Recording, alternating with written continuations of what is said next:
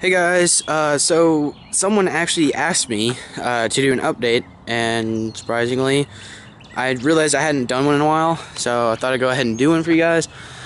There's been quite a bit that's been done to it, not externally on the outside really, mainly on the inside, and under the hood. So, go ahead and get into this. I don't remember if I painted my headlight bezels, but I painted them finally. I don't remember what all I went over in the first video or the last update. So I never switched out my front bumper. I'm wanting to switch it over to a Poison Spider built for the Hammers Trail Stinger. Really wanting to do that, but with all the stuff I had to do under the hood and suspension work, that didn't happen. So I'm out a bunch of money, and I'm still trying to pay off the Jeep on top of that. So hopefully I can get around to that soon. But if not, then I'll be keeping this one for a while. It's really not a bad bumper. It's like a full width bumper. It's not like your Smitty built quality. OR-FAB does a fairly good job. Their welds are pretty good. Tubing is actually really good. The only thing is I don't like this sticking out, mainly because I'm going to be going to highline fenders at some point. I'm not going to be doing the AEV highline stock hood fenders. I hate the stock fenders. I'm not a huge fan of them. That's just me though. I was thinking about cutting these, like cutting from here and then following the body line. But really, I talked to some people, and they're just like, you're not going to gain any clearance off of it. It's not really going to do much of anything. You would just be better off trimming your fender flares and calling it a day. So I decided to go with highline fenders. I'm going to be doing that hopefully soon. I still got to look at pricing and stuff. Me and another forum member talked to a company called CC Fabrications, or C&C Fabrications. I'm not exactly sure how they pronounce their name, but we talked to them. They basically said they have a current one that basically replaces your current fenders, but they don't have a highline one yet.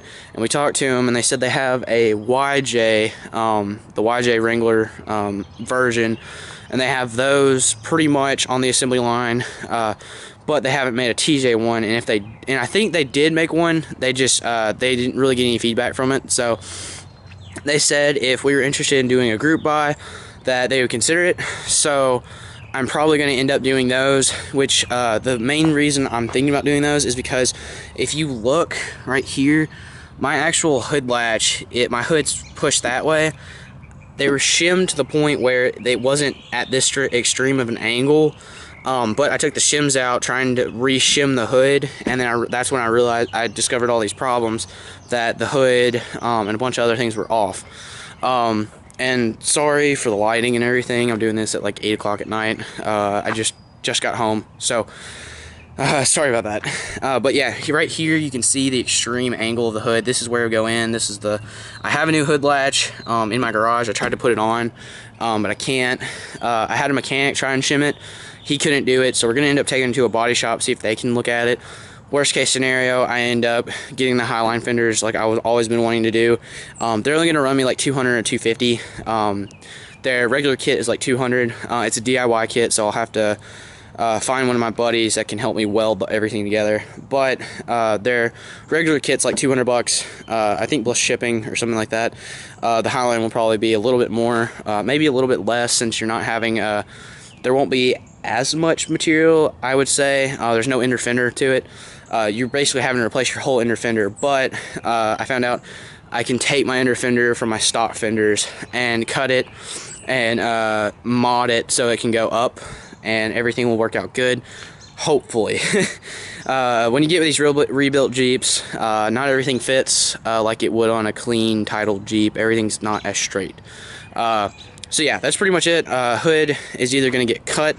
Well, it will get cut at some point, but I'm going to have it looked at and see if I can get it fixed to the point where I can just run it with the stock hood latches until I get around to actually doing the fenders.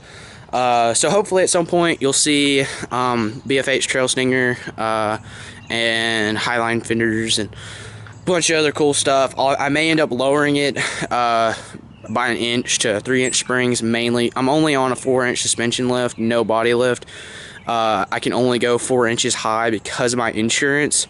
So yeah, so I'm basically where I'm gonna be. So if I do the highline fenders, I may end up going a little lower because I'm really not wanting to go to 37s or 40s yet, mainly because I can't afford to overhaul the axles and everything right now. Maybe after college and all the other fun stuff, I can do that. But yeah, I'm just getting into everything. So first I gotta pay everything off first. So enough of me rambling. I custom modded my window. There's a small little gap right through here on both sides. So I went in and pretty much just covered that up. As you can see, I do have the soft top on. Hardtop is in the garage. I'm supposed to be having a guy from Missouri coming hopefully soon, within this week or next week. He said he'd buy it, so I've heard that a bunch of times already, so we'll see if that goes through. If it does, then that'll help me pay off the Jeep a little bit more. Not completely, but almost. If you can see, I'm not sure how much of the interior you can see. Let me turn the light on, see if that'll help. Not really. But yeah, the whole entire interior is covered in pollen. I've been running here. You can probably see it actually. Yeah, it's pretty much covered in pollen.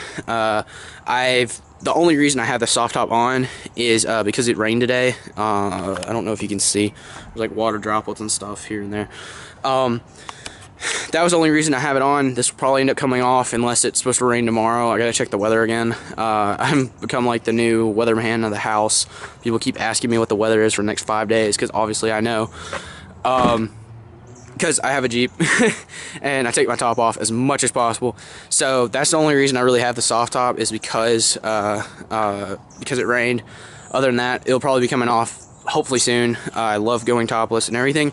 Which, speaking of which, I don't know if you can see this because it's so dark. You may or may not be able to see this, but in the back, that's not supposed to be that low. That's because I have a spiderweb shade. I'm not sure how well you can see everything, but I do have a spiderweb shade. There's the little spider balls and stuff like that. You're not gonna be able to see much because it's kind of dark right now. But I did get a spiderweb shade. I'm not too much of a fan. You can see it actually back here in the back. It comes down a little further than I thought it would. I only have about 4 inches or so between the top of that, between the top of that, the bottom of that top and the top of the tire. I only have a good 4 inches or so to see out of the back. But my tire pretty much covers my whole rear view mirror, so I guess I'm just kind of complaining too much.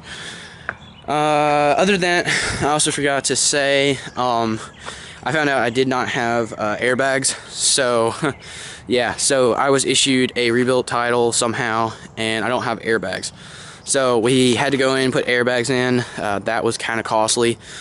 But yeah, airbag. I had to put a new airbags, and I forgot to put a list of stuff under the hood.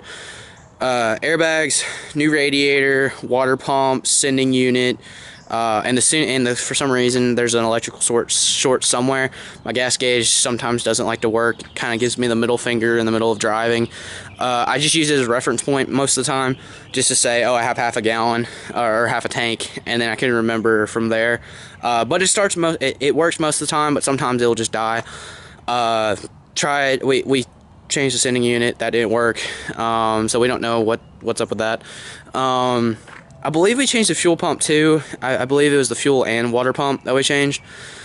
And huge shout out to the guys on Wrangler forum. They've helped me a ton with all this different stuff.